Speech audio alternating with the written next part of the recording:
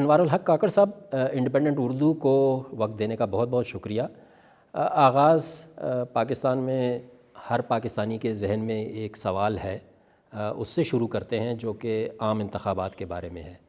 کیا 8 فروری کو صاف اور شفاف انتخابات اس ملک میں ہونے جا رہے ہیں؟ جی یقیناً، یہ خدشات آپ کو پتہ ہے کہ ہمارے سیاسی نظام کے ساتھ بسا اوقات جڑے ہوئے ہوتے ہیں۔ ظاہر ہے ہماری اپنی ایک چکٹ سی ہسٹری ہے، لیکن مجھے کوئی اس میں شک نہیں ہے کہ انشاءاللہ انتخابات ہوں گے۔ اور جب میں لفظ نسبتاً کہتا ہوں تو لوگ شاید اس پہ بھی مجھے تنقید کا نشانہ بنا رہے ہوتے ہیں۔ میری مراد اس سے یہ ہوتی ہے کہ اس خطے میں جس طریقے سے ہمارے ٹرانسپیرنٹ اور فری اینڈ فیئر الیکشن کا ایک پیمانہ ہے، اس کے مطابق مجھے امید ہے کہ وہ فری ہوں گے۔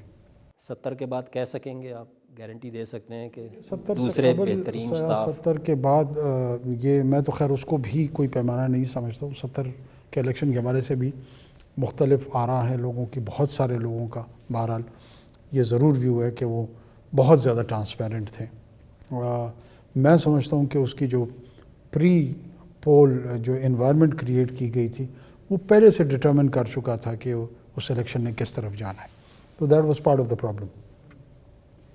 لیکن جو انتظامات ہیں اور مداخلت یا عدم مداخلت ہے، اس حوالے سے جو سوالات ہیں، اس پہ مجھے کبھی امکان اور امید ہے کہ ہم نسبتاً ایک بہتر انداز میں رزلٹ دے سکیں گے۔ کیا میں آپ کی طرف سے 8 فروری کو تاریخ کو لاک کر دوں کہ یقینی ہے، اس میں کوئی ایسا ڈاؤٹ نہیں ہونا چاہیے؟ جب الیکشن کمیشن نے اس کی تردید کی ہے تو میں الیکشن کمیشن کی پوزیشن کے ساتھ ہوں۔ یہ کام انہوں نے ہی کنڈکٹ کروانا ہے، انہوں نے ہی اس تاریخ کا اعلان کیا ہے، ایگری کیا ہے، اور ہم ان کے ساتھ ہی کمیٹڈ ہیں۔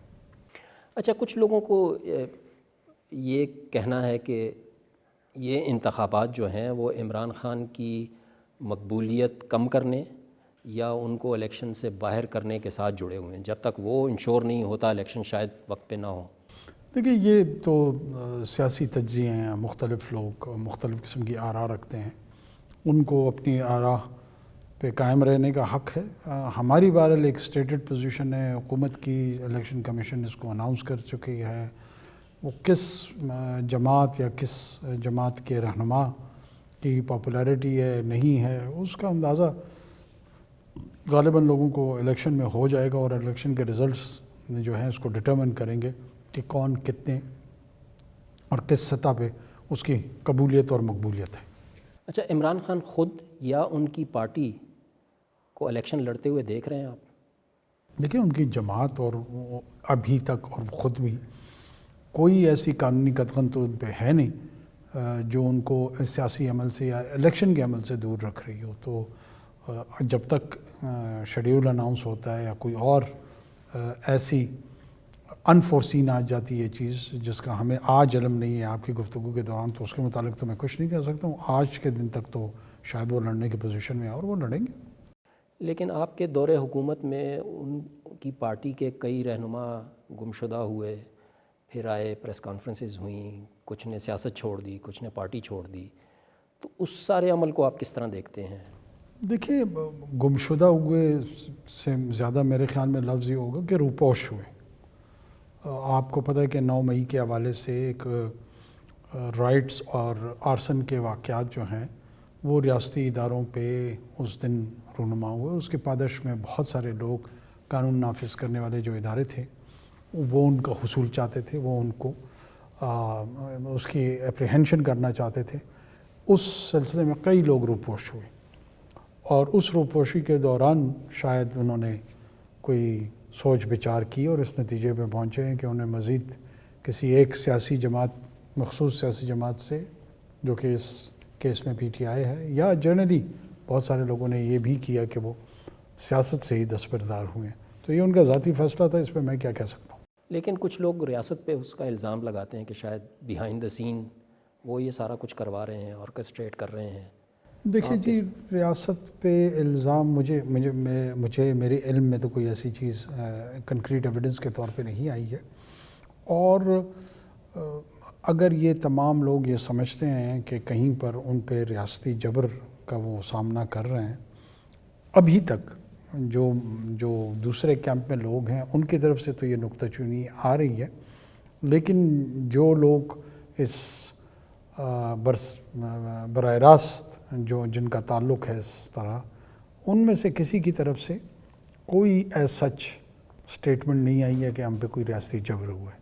تو اس وقت تک تو یہ محض الزامات کی حد تک ہی. 8 فروری کو آپ یہ عوام پہ چھوڑ نہیں سکتے کہ وہ فیصلہ کریں، اس کو ایک الیکشن ایشو بنا کے کہ 9 مئی میں جو ہوا اس طرح کی پارٹی کو کیا عوام ووٹ دینا چاہیں گے، وہ زیادہ بہتر ہے یا اس کو لیگلی ڈیل کرنا اور بیہائنڈ دا سین ڈیل کرنا وہ زیادہ بہتر ہے؟ ٹھیک ہے، قوانین ختم کر دیتے ہیں، جس کا جب جی چاہے وہ آگ لگا دے، لوگوں کی قتل و غارت گری کر دے، پھر اس کے بعد 5 سال انتظار کرتے ہیں، یا تھوڑ پھوڑ کرے اور اس کے لیے جو قوانین ہیں ان کا نفاذ نہیں ہونا چاہیے.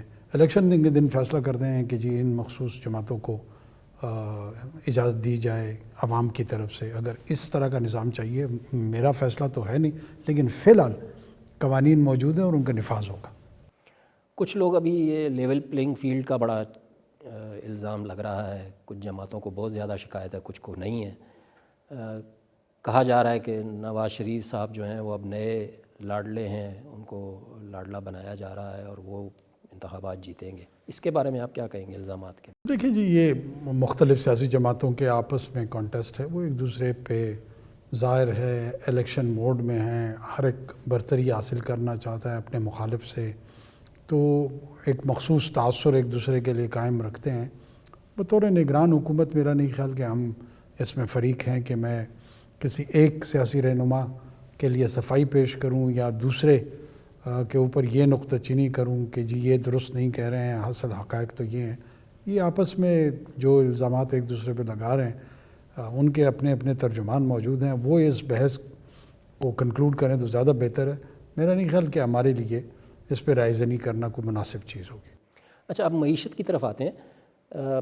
جب آپ نے ٹیک اوور کیا تو اس کے بعد سے یہ جو 2-3 مہینے گزرے ہیں، اس میں آپ کیا دیکھتے ہیں؟ معیشت میں کوئی بہتری آئی ہے یا نہیں آئی؟ دیکھیں، ہمارا آئی ایم ایف کے ساتھ جو ٹرانش تھا وہ کنکلوڈ ہوا، سٹاف لیول معاہدہ ہو چکا ہے. اس کے ساتھ ساتھ جو ہمارے کچھ میجر چیلنجز تھے، جس میں پرٹیکولرلی میں افغان ٹرانزٹ ٹریڈ کا ذکر کروں گا، اس کے ساتھ ایران کے ساتھ ہمارے smuggle goods in terms of diesel and petrol, اور اس کا اوور آل جو ہماری اکانومی کے ہیلتھ پہ اثرات تھے، ہماری کرنسی فارکس ریزروز پہ اس کے جو اثرات تھے، جو ہمارے ایکسچینج ریٹ پہ اس کی امپلیکیشنز پڑ رہی تھی. یہ پورے کا پورا ایک میں سمجھتا ہوں کہ کمپلیکیٹڈ نیٹ تھا اور السٹ نیٹ تھا. اس حکومت نے آرمی کے تعاون سے اس نیٹ کو انفورسمنٹ کے زمرے میں اس کی درست امپلیمنٹیشن کی، اور اس کے کچھ اثرات بھی ڈالر ریٹ کے حوالے سے، باقی چیزوں کے حوالے سے وہ آنے شروع ہو گئے. کہ ظاہر ہے ہمارے پاس ایک مینڈیٹ لمیٹڈ ہے، اور اس لمیٹڈ مینڈیٹ کے اندر رہتے ہوئے جو پاسبلٹیز ہیں، جہاں جتنا کام ہم کر سکیں گے انشاءاللہ ہم وہ کریں گے، اور جو ریمیننگ کام ہوگا وہ ہم نیکسٹ حکومت کے لیے اس کا بلو پرنٹ چھوڑ کے چلے جائیں گے. آپ کی گورنمنٹ میں بالکل بہت فرق پڑا، ڈالر کہاں سے کہاں آ گیا، ابھی واپس آیا ہوا ہے. لیکن کچھ لوگ یہ سوال کرتے ہیں کہ یہ کام کوئی پرماننٹ پولیٹیکل پارٹی گورنمنٹ میں کیوں نہیں کر سکی، پولیٹیکل گورنمنٹ کیوں نہیں کر سکی؟ یہ صرف نگران حکومت کے آنے کے بعد یہ سارا جو اسمگلنگ کا آپریشن شروع ہوا، ڈالر کو ریشنلائز کرنے کی کوشش ہوئی، یہ سارا پہلے بھی تو ہو سکتا تھا. ڈار صاحب تو 18-14 مہینے بڑی کوششیں کیں لیکن نہیں ہوا اس وقت. دیکھیں، میں اس پہ تو رائے زنی کو پھر بھی اس کو ایوائڈ کروں گا کہ ان کی کمی تھی یا باقی جگہوں پر. میرا اپنا یہ ویو ہے کہ اس میں بعض اوقات اوور آل جو سسٹم گورننس کا ہوتا ہے، اس میں جو انفارمیشن کی فلو آ رہی ہوتی ہے نا، بعض اوقات وہ بھی سکیوڈ ہوتی ہے، ڈسٹارٹڈ ہوتی ہے. کوئی 30 سے 50 ارب روپے رپورٹڈلی ماہانہ ایک السٹ ریونیو جنریشن ہو رہی تھی، اور وہ سارے لوگ اس کا فائدہ اٹھا رہے تھے. اور یہاں پہ آرگومنٹ یہ تھا کہ جناب وہاں پہ انڈسٹری نہیں ہے، ایگریکلچر نہیں ہے، وداؤٹ ریئلائزنگ کہ اس پورے کے پورے اکنامک ہیلتھ جو اسٹیٹ کی اور سوسائٹی کی ہے اس پہ اس کے اثرات کیا پڑ رہے ہیں. آپ نے پی آئی اے کا ذکر کیا، میری پی آئی اے کے امپلائی سے بات ہوتی رہتی ہے. وہ کہتے ہیں کہ جی یہ سارا جو نجکاری کا کیا جا رہا ہے پروگرام، یہ ہے اصل میں PIA کے جو بڑے ہیوج اثاثے ہیں ان کو اونے پونے داموں بیچنے کا ایک وہ ہے. کچھ لوگ ہیں جو لگے ہوئے ہیں اس کے پیچھے، اور اگر یہ امپلائیز کو دیں تو امپلائیز زیادہ اچھے طریقے سے چلا کے دے سکتے ہیں. اس آپشن کو بھی دیکھا گیا ہے. دیکھیں جی کون ہے، مطلب میں اس وقت پرائم منسٹر آف پاکستان ہوں. میں اس آپ کے پروگرام کے توسط سے کہتا ہوں کہ نام بتائیں کون لوگ ہیں جو ان ایسٹس کے پیچھے ہیں. یہ ساری کانسپریسی تھیوریز سناتے اور سنتے انہوں نے ملک کو یہاں تک پہنچایا ہے. یہ بیسٹ انٹرنیشنل پریکٹسز کے تحت اس کے فائنینشیل ایڈوائزر اپوائنٹ ہوئے ہیں، ایک پروسیس سے گزرے ہیں. وہ تمام لوگ جو ہیں اس پہ ایڈوائز دیں گے. جو گلوبل مارکیٹ میں ٹرینڈز چل رہی ہیں اس کے مطابق ہوگا. یہ آج سے 50 سال بعد بھی ان کے آڈٹس ہو سکیں گے. ایسے نہیں ہوتا. صحیح. اور یہ کہہ دینا کہ جناب ہم امپلائیز اس کو بہتر چلا، تو آج بھی یہ امپلائیز ہیں نا، کیوں نہیں بہتر چل رہا ان سے اب؟ تو مطلب اس کا کہ کوئی اب PIA کو رکھنے کا کوئی ارادہ نہیں؟ دیکھیں میں تو اعلان کر رہا ہوں، کہہ رہا ہوں، میرا اپنا یہ ویو ہے کہ یہ گورنمنٹ کا بزنس کرنے میں اس کا کوئی بزنس نہیں ہونا چاہیے. اب آتے ہیں افغانستان کی طرف. پاکستان کی، میں آپ کو پتہ ہے کافی عرصے سے افغانستان کور کرتے رہے ہیں، قبائلی علاقوں کو بھی کور کرتے رہے ہیں. جو ایک چیز دیکھنے کی آئی ہے کہ جو پالیسیاں یہاں بنتی ہیں پاکستان میں، وہ بہت کم ایسی ہوتی ہیں جن سے آپ افغانوں کے دل و دماغ جیت سکیں. اور یہ جو آپ کی حکومت میں فیصلہ ہوا ان کو 1 ماہ میں جلدی نکالنے کا، اس کا بھی نیگیٹو امپیکٹ کافی ہوا ہوگا، وہاں پہ ہوا ہے بلکہ. تو آپ کیا سمجھتے ہیں کہ پاکستان افغانوں کے دل اور دماغ اگر جیتنا چاہتا ہے تو اس طرح تو نہیں جیت سکتا؟ یہ آپ کو کس نے یہ ہدف دے دیا ہے کہ پاکستان افغانوں کے دل و دماغ جیتنا چاہتا ہے؟ میرا یہ خیال ہے کہ ہدف ہی غلط ہے. ہم نے سب سے پہلے پاکستانیوں کے دل و دماغ جیتنے ہیں، کیونکہ ہماری پرائم رسپانسبلٹی پاکستان ہے، افغانستان نہیں ہے. جو غلط عادات پڑ گئی تھی پچھلے 4 دہائیوں میں، ظاہر ہے جو کہتے ہیں نا کہ اولڈ ہیبٹس ڈائی ہارڈ، وہ غلط عادتیں اب تبدیل کرنے میں وقت بھی لگے گا، تکلیف بھی ہوگی، چیلنج بھی ہوگا. ہم کیا کر رہے ہیں؟ ہم 1 ڈاکیومنٹ رجیم کی بات کر رہے ہیں. ہم کہہ رہے ہیں کہ جو لوگ انڈاکیومنٹڈ ہیں ان کو اپنے ملک یعنی کہ افغانستان واپس چلے جانا چاہیے.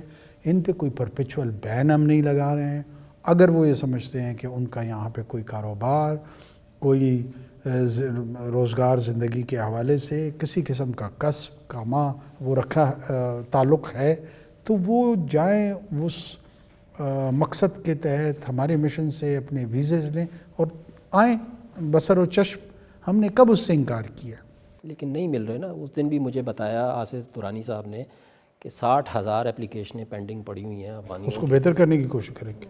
اس میں کوئی اس کو اسٹریم لائن ہونی چاہیے. لیکن بالکل اسٹریم لائن ہونا چاہیے، لیکن دوسری طرف یہ اعلان کر دینا کہ ہم مانتے ہی نہیں ہیں، ہم ایک ہی زمین پہ بیٹھے ہوئے ہیں، اور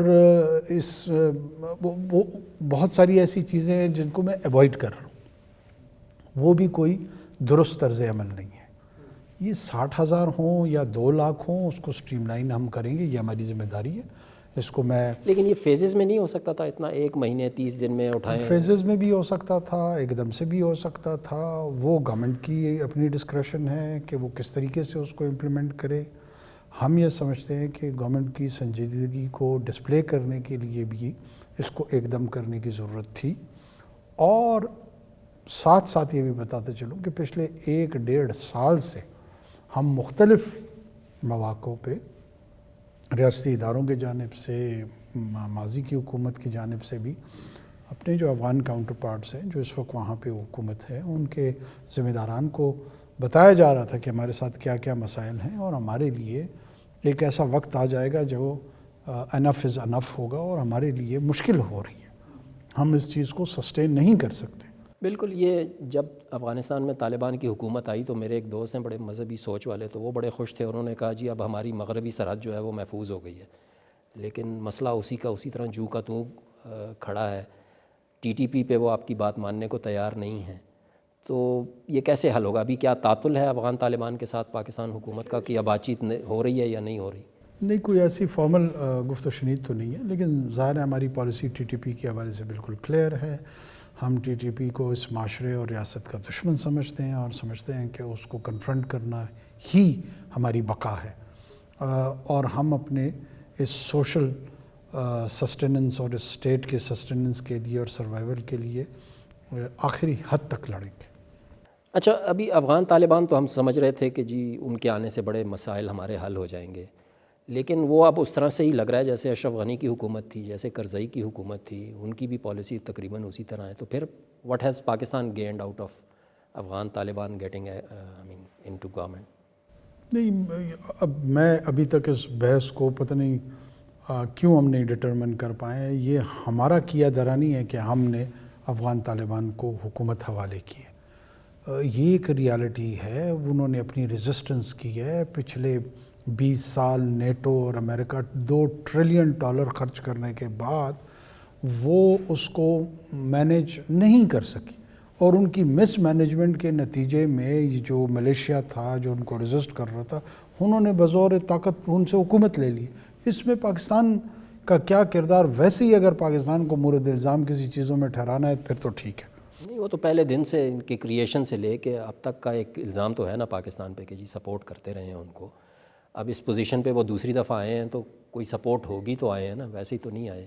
اچھا، ویسے عالم صاحب سگار رپورٹ جو ہے نا، سگار رپورٹ میں انہوں نے $70 ملین جن کے پیسے ضائع ہوئے ہیں اور جن کا وقت ضائع ہوا ہے وہ یہ الزام نہیں لگا رہے ہیں، لیکن باقی سارا پاکستان اور کچھ ہندوستان میں خطے میں کے اندر لوگ یہ الزام لگائے جا رہے ہیں۔ جنہوں نے $70 ملین خرچ کر کے سگار رپورٹ سبمٹ کی ہے، اس میں 98% چیزوں کا ذکر کیا ہے ماں سوائے پاکستان کے، کیونکہ ان کو پتہ ہے کہ ان کے فیلیور کی وجوہات کیا تھی۔ اچھا، ایک پچھلے دنوں سے اور آپ نے بھی اس طرح کے بیانات دیے ہیں کہ ٹی ٹی پی کے پاس امریکن اسلحہ آ گیا ہے، افغانستان سے ان کو مل رہا ہے، یا اس میں افغان نیشنلز انوالوڈ ہیں، لیکن یہ فینامنا تو پہلے دن سے میں کوریج کرتا رہا ہوں شدت پسندی کی، اور سارا اس میں بیت اللہ محسود، حکیم اللہ محسود، مجھے انہوں نے اپنے ہاتھ میں امریکن سنائپر رائفلز دکھائی ہیں کہ دیکھیں جی یہ ہم افغانستان سے امریکیوں سے چھین کے لائے ہوئے۔ تو یہ تو اس وقت سے ان کے پاس ہیں چیزیں، اب ہم اس کو کیوں ایک ایشو بنانے کی کوشش کر رہے ہیں؟ وہ ہم اس لیے کر رہے ہیں کہ جو گیجٹری ہے یہ بڑی نئی ہے۔ نائٹ ویژن گاگلز ہو گئی، تھرمل ہو گئی۔ آپ نے بیت اللہ محسود کے ساتھ تھرمل دیکھی تھی؟ کہتا تھا وہ، اب دکھائی نہیں اس میں کبھی۔ نہیں دیکھی، تو لہٰذا آپ نے نہیں دیکھی۔ تھرمل میں اگر آپ اس طرح even if you remove your finger تو یو کیٹ بی ہٹ، صرف اس کی ہیٹ سے۔ تو عرض میری یہ ہے، یہ وہ ساری چیزیں تھیں، وہ گیجٹری تھی جو اسٹیٹ ٹو اسٹیٹ ریلیشن شپ میں کسی کو ملتی ہیں۔ ہمارا ویو یہ ہے کہ جو 1.25 لاکھ 1.5 لاکھ اور کاغذوں میں 3 لاکھ جو افغان فورس تھی جو 78 گھنٹے میں ڈس اپیئر ہو گئی، وہ اسلحہ کہاں گیا؟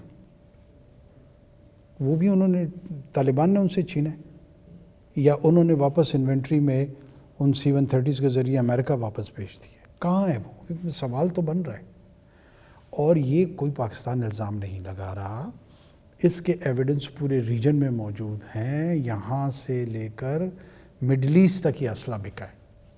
پاسبلٹی اس کی نہیں ہے کہ انہوں نے یہ سارے گیجٹس بلیک مارکیٹ میں بیچے ہوں، اس کی پروبیبلٹی 99.9% ہے، اور یہ ہوا ہے۔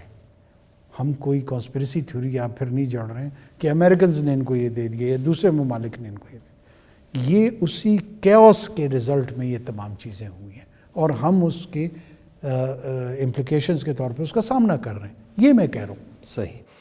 ابھی تعلقات کیسے ہیں افغان طالبان کے ساتھ؟ کیا بات چیت ہو رہی ہے؟ یہ جو مسائل ہیں حل کے لیے کوئی رابطے ہیں؟ آپ نے کہا کوئی نہیں، تو یہ تعطل اسی طرح رہے گا؟ نہیں، ظاہر ہے کوئی بھی حکومت یہ چاہے گی کہ ان کا بیرونی تعلقات میں یا ایون اندرونی معاملات میں تعطل اس طرح نہ ہو، لیکن اس وقت تک کوئی ایسی چیز نہیں ہے جو میں آپ کے ساتھ شیئر کر سکوں اور آپ کے لیے باعث بریکنگ نیوز بن جائے۔ دے دیتے تو زیادہ بہتر تھا۔ ہوتا تو ضرور۔ ابھی آتے ہیں اسرائیل کی جو جارحیت چل رہی ہے غزہ پہ مسلسل، آپ نے بھی بڑے سخت بیانات دیے، وزارت خارجہ نے بھی دیے، اقوام متحدہ میں بھی بات ہوئی، لیکن صرف بیانات تک اور تھوڑی بہت امداد جو ہم نے بھیجی ہے اس تک ہی بات ہے۔ آپ سمجھتے ہیں کہ کچھ زیادہ کیا جا سکتا تھا؟ دیکھیں، یہ غزہ کی بڑی پیچیدہ اور مشکل صورتحال ہے، اس میں کوئی شک نہیں ہے۔ ایک تو عوام میں غیظ و غضب پایا جاتا ہے اور بہت رائٹلی سو. انسانی تاریخ میں بربریت جس انداز میں یہ وحشی پن اسرائیل کی حکومت نے اس کا مظاہرہ کیا ہے وہ شاذ و نادر نہیں بلکہ شاید ہی کہیں نظر آئی ہو.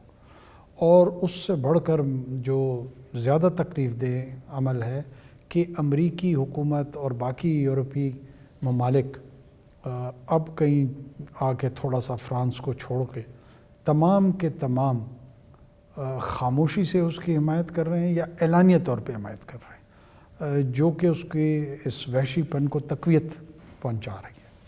اگر یہ تمام لوگ بھی اس نقطہ چینے میں OIC کے ساتھ باقی ڈیولپنگ کنٹریز کے ساتھ آ کے کھڑے ہو جاتے تو شاید اسرائیل کو اس انداز میں اس بربریت کو امپلیمنٹ کرنے میں رکاوٹیں اس کا سامنا کرنا پڑتا انہیں. کیا کچھ کیا، ہر وقت کچھ نہ کچھ بہتر کیا جا سکتا ہے. امیجیٹلی میں سمجھتا ہوں ہمیں پھر جو جنگ بندی ہے اس پہ زور دینا چاہیے کہ جو عارضی ہوئی تھی اس کو مکمل جنگ بندی کی طرف اس کو کنورٹ کیا جائے اور جو ہیومن کوریڈور ہے اس کو انشور کر کے اس کو کھولا جائے. ایک مرتبہ یہ اہداف حاصل ہو جائیں تو پھر کسی سیاسی حل کی طرف پاکستان ایکٹیولی یہ کوشش کر رہا ہے. پاکستان جی ابھی COP28 کے دوران میں بھی جو جارڈن کے کنگ ہیں عبداللہ، ان سے میری اس نقطے پہ سینیٹر کیری کے ساتھ ہم تینوں نے کافی تفصیل سے اس پہ بات ہوئی. اس کے علاوہ پریزیڈنٹ ہز ہائنس محمد بن زید سے بات ہوئی، سعودی ڈیلیگیشن سے بات ہوئی، کویت کے جو کراؤن پرنس ہیں ان سے اس پہ بات ہوئی. جہاں جہاں ہمیں موقع ملا ہے اس نقطے پہ ہم نے اپنا نقطہ نظر بھی پیش کیا ہے اور کوشش کر رہے ہیں کہ OIC کے پلیٹ فارم پہ ہم اس پہ کوئی جوائنٹ پوزیشنز لے سکیں. OIC کا اپنا اجلاس ریاض میں محمد بن سلمان جو تھے وہ انہوں نے لیڈ رول اس میں لیا ہوا تھا. اور لیکن لوگ سمجھتے ہیں کہ کوئی سخت اقدام کچھ ہونا چاہیے تھا، کچھ نظر نہیں آیا. وہی مطالبات ہی ہیں کہ اسرائیل سے کہا گیا ہے. لیکن جیسے ماضی میں تھا کہ جی تیل کی رسد بند ہو سکتی تھی، کوئی اس طرح کا ایکسٹریم اسٹیپ ہو سکتا تھا، یا ایک زمانے میں وہ اسلامی فوج کی بھی بات ہوئی تھی، وہ کیا اگر اس وقت ہوتی تو کچھ ڈیفرنٹ ماحول ہوتا اسرائیل کے ساتھ ہمارا؟ دیکھیں بہت سارے ایسے موضوعات ہیں جس پہ سنجیدگی سے بہت سارے جگہوں پہ بات ہوتی ہے، لیکن ان موضوعات پہ پبلکلی کتنا کیسے کہنا ہے نہیں کہنا ہے یہ ایک ایریا آف کنسلٹیشن ہمیشہ رہتا ہے کہ کہنی چاہیے یا نہیں کہنی چاہیے.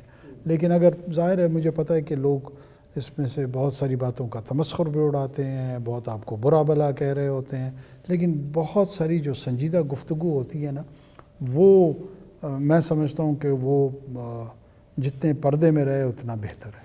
آپ کو کتنا، ابھی تک تو نہیں ہوا، لیکن آپ کو کتنا خدشہ ہے کہ اگر یہ اسی طرح اسرائیل نے کارروائی جاری رکھی تو اس کے خطے اور پورے دنیا میں پھیلنے کا کتنا خدشہ ہے آپ کو؟ بہت زیادہ، بہت زیادہ. دیکھیں وہ جارڈن کے پاس ایک اپنی پیلسٹینین پاپولیشن موجود ہے، سیریا اپنے ساتھ اس کے گولان ہائٹ سے جڑے ہوئے باقی تمام مسائل اس کے موجود ہیں، لبنان تیسری طرف ہے.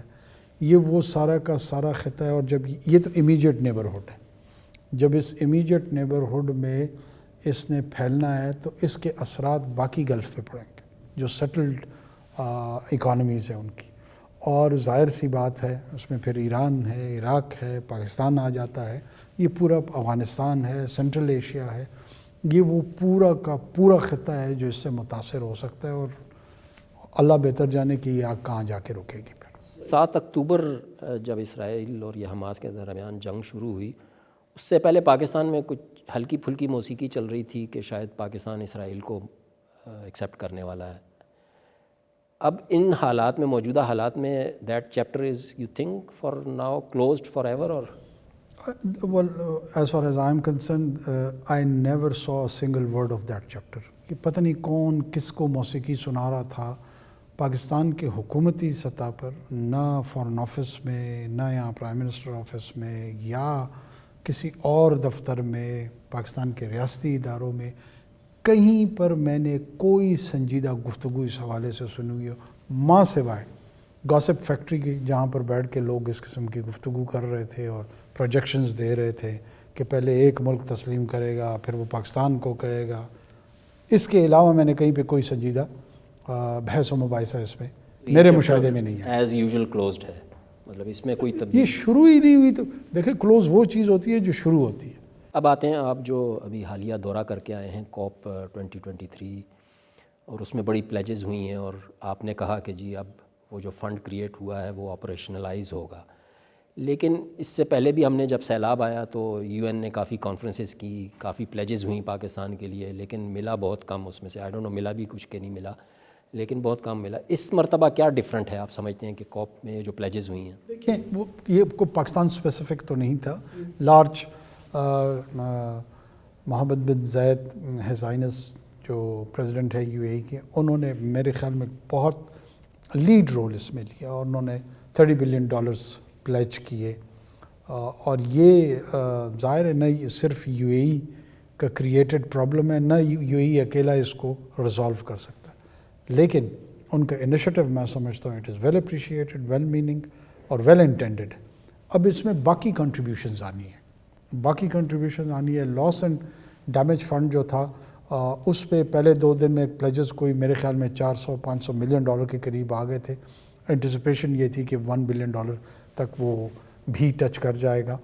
امید یہ ہے کہ یہ آہستہ آہستہ لوگوں میں احساس بڑھ رہا ہے اور سینس آف ارجنسی بھی بڑھ رہی ہے کہ فوری طور پہ اس پہ لیکن خبریں آ رہی ہیں جو آپ کے بیانات سامنے آ رہے ہیں کہ UAE اور سعودی عرب جو ہیں وہ پاکستان میں انویسٹمنٹ کریں گے، اور کچھ یادداشتیں بھی آپ نے وہاں پہ میمورینڈم آف انڈرسٹینڈنگ بھی سائن کیے، تو وہ کیا ہیں ان کا کوئی اگر بریفلی بتا دیں، کیونکہ سنتے ہم کافی عرصے سے آ رہے ہیں کہ انویسٹمنٹ آ رہی ہے۔ بائیلیٹرل جو ہیں وہ UAE کے ساتھ سائن ہو گئی ہیں 7 کے قریب، اور لگ بھگ اتنے ہی کویت کے ساتھ ہوئی ہیں۔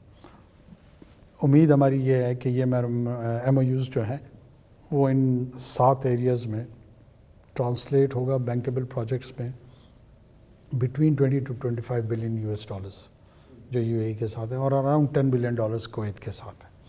اسی طرح انشاءاللہ ہمارا سعودی عربیہ کے ساتھ بھی چل رہا ہے، جو کہ آنے والے دنوں میں وہ بھی فائنلائز ہو جائیں گی، اور بھی خطے ممالک ہیں جو انٹرسٹ رکھتے ہیں۔ تو یہ جو انویسٹمنٹس ہیں یہ جو پاکستان کی معیشت کے جو دائمی مسائل ہیں کہ جی ہم پروڈیوس اتنا نہیں کر رہے، ایکسپورٹ اتنا نہیں کر رہے، ان کو ایڈریس کرے گا، یا یہ صرف کچھ پروجیکٹس میں لگ جائے گا اور لوکل تھوڑا سا فائدہ ہو جائے گا اور یہ دیٹ از آل؟